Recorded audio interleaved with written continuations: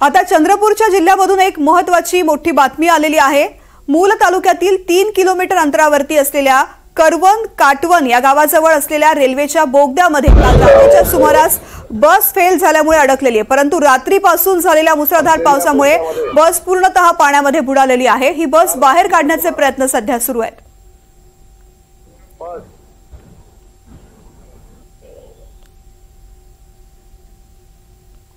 चंद्रपूर जिल्ह्यातील मूल तालुक्यातील चिचोली या गावानजीक, चिचोली हे गाव मूलपासून 3 किलोमीटर अंतरावर आहे आणि त्या चिचोली या गावापासून एक रेल्वे गेलेली आहे। रेल्वे गेलेली असताना खाली रेल्वेचा बोगदा आहे, ज्या बोगद्यातून प्रवासी येणं जाणं करतात, वाहतूक होत असते, बसेस जात असतात, शाळेतले मुले जात असतात। परंतु काल सायंकाळच्या सुमारास त्या बोगद्यामध्ये एक बस फेल झाली आणि बस फेल झाल्यामुळे चालक आणि वाहकाने ती बस तिथेच ठेवून प्रवासी घेऊन ते चालले गेले। परंतु रात्री झालेल्या मुसळधार पावसामुळे त्या बसमध्ये पूर्णतः पाणी चढलेलं आहे, बस पूर्णतः बुडालेली आहे। आपण बघू शकता या ठिकाणी बसमध्ये किती पूर्ण पाणी गेलेलं आहे आणि या बस फेल व्हायच्या आधी एक ॲम्ब्युलन्स सुद्धा या ठिकाणी फेल झालेली होती। परंतु पोलीस प्रशासनाच्या मदतीने त्या ॲम्ब्युलन्सला काढण्यात आलेला आहे आणि थोडंसं जरी पाणी आला की या बोगद्यामध्ये पूर्णपणे पाणी जमा होऊन जाते।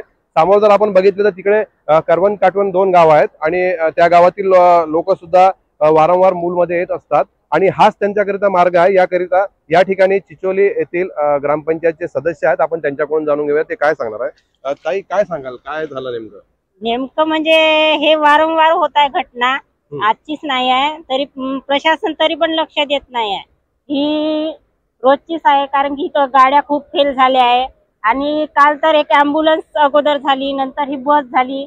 ॲम्ब्युलन्स डग्याच्या साहाय्याने काढण्यात आली, त्याच्यानंतर ही बस फेल झाली इथं आणि इथं या बोगद्यामध्ये पाणी नेहमी साचून राहते। बरं, आता आपण ज्यावेळेस पाणी यावेळी इथे जमा होते त्यावेळी आपण कोणाला माहिती देतो का, सांगतो का या ठिकाणी पाणी जमा होते वगैरे म्हणून? हो, सांगतो ना आम्ही। तरी रेल्वे प्रशासनाला पण सांगण्यात आले आहे की या बोगद्यामध्ये पाणी जमा होते, तुम्ही याची दक्षता घ्या म्हणून।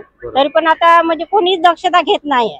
बरोबर, म्हणजे अधिकारी याच्याकडे लक्ष देत नाही, कोणीच लक्ष देत नाही। आज या ठिकाणी बस फेल झालेली आहे आणि बस पाण्यात बुडालेली आहे। वारंवार अधिकाऱ्यांना सांगतात तरी सुद्धा अधिकारी दुर्लक्ष देतात असं ग्रामस्थांचं म्हणणं आहे। समोर करवन काटवन गावचे काही ग्रामस्थ आहे, आपण त्यांच्याकडून जाणून घेऊया ते काय सांगणार आहे। काय सांगाल? याच्या आधी 3 महिने आधीपासूनच हे असे सुरू आहे, पण याचं एक ग्रामपंचायतच्या वतीने ठराव पण दिलेला आहे, पण आजपर्यंत कोणता राजकारणी येऊन पाहिला नाही, कुणी नाही, हे असंच सुरू आहे।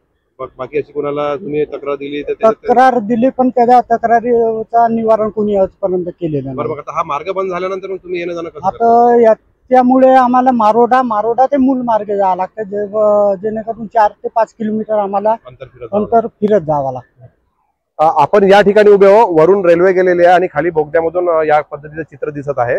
परंतु महत्वाचा विषय म्हणजे ज्या वेळेस या शाळेतल्या मुलांना सुद्धा जायचं असते तर रेल्वे म्हणजे बोगद्याच्या वरून जावं लागते, म्हणजे ते सुद्धा एक जीवाला धोका आहे। प्रशासनाला वारंवार माहिती देऊन सुद्धा प्रशासन जागं होत नाही, प्रशासन लक्ष देत नाही असं ग्रामस्थांचं म्हणणं आहे। कॅमेरामन गणेशसह मनीष रक्षेवर, NDTV मराठी, चंद्रपूर।